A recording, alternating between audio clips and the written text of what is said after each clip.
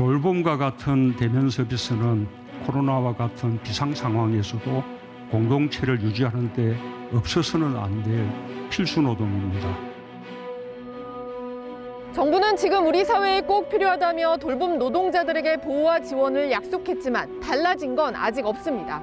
특히 감염에 취약한 요양보호사들의 안전이 걱정되는데요. 이들의 이야기를 들어봤습니다. 보살핌이 필요한 노인 집으로 찾아가 돌보는 제가 요양보호사입니다. 식사와 약 먹는 일, 외출 준비를 돕는 것까지 모두 가까이에서 접촉해야 합니다. 집안에선 마스크를 벗고 생활하는 노인들. 소독이나 방역 조치도 없습니다. 혹시 모를 코로나19 감염을 막으려면 요양보호사 스스로 조심할 수밖에 없습니다. 가구에서 따로 자체적으로 방역을 한다든지 하는 거는 없어서 좀 염려가 되는 부분이 있고요. 개인들이 조심할 수밖에 없는 그런 구조인 것 같습니다. 그런 것들이 많이 걱정되고 우려스럽고. 결국 마스크 한 장에 의지해야 하는데 최저임금을 받는 상황에서 부담이 만만치 않습니다. 일하면서 마스크가 땀에 젖는다든지, 그다음에 호흡이 조금 불편하다든지 이런 상황들이 있기 때문에 자주 교체하게 될 수밖에 없는 거죠. 마스크 지급이라든지 대상자 어르신 그 침구 주변을 소독할 수 있는 알코올이라든지 이런 것들이 좀 제공이 됐으면 하는 바람이. 이러다 보니 가정집에서 코로나19 확진자 가족을 돌보던 요양보호사가 감염되는 등 우려가 현실화되고 있습니다. 요양원이나 병원 같은 집단시설은 감염 위험이 더 높습니다.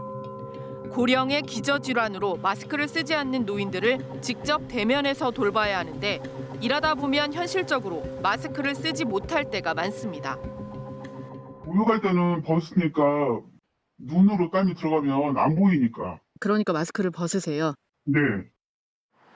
코로나19가 발생했을 때 기본적인 방역 수칙도 없는 상태에서 부실한 초기 대응이 대규모 감염으로 이어지기도 합니다. 공동으로 노출이 됐음에도 불구하고 그 층만 조사를 하고 방역을 하고 그 와중에 무증상자로 계셨던 요양보호사들이 또 이렇게 전염이 된 사실을 알게 됐던 거죠. 코로나19 감염으로 시설 자체가 집단 격리되면 돌봄 인력 부족으로 24시간 경무에 시달려야 하고 돌봄의 질이 떨어질 수밖에 없습니다. 고용도 불안합니다. 11명이 근무했는데 2명이 줄었어요.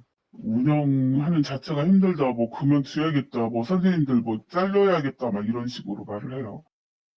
전국 요양보호사를 대상으로 한 조사 결과 응답자의 20%가량이 코로나19로 인해 일을 그만둔 적이 있다고 답했습니다. 그만둔 이유는 요양 서비스 이용자와 기관의 계약 해지가 80%를 넘었습니다.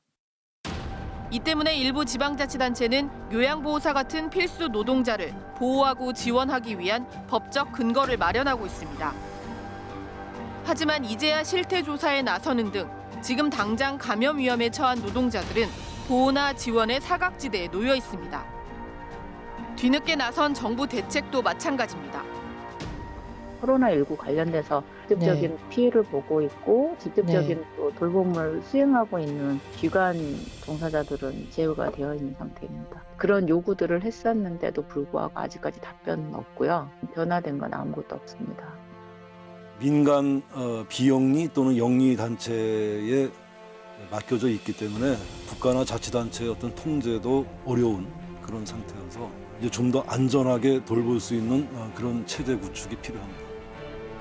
코로나19 시대 우리 사회 가장 취약한 곳에서 위험을 감수하며 일하는 요양보호사는 31만 5천여 명. 돌봄 노동자 개인의 희생과 헌신에 맡기지 않고 코로나 시대 안전한 돌봄 체계가 갖춰지도록 이들에 대한 적극적인 보호와 지원이 필요합니다.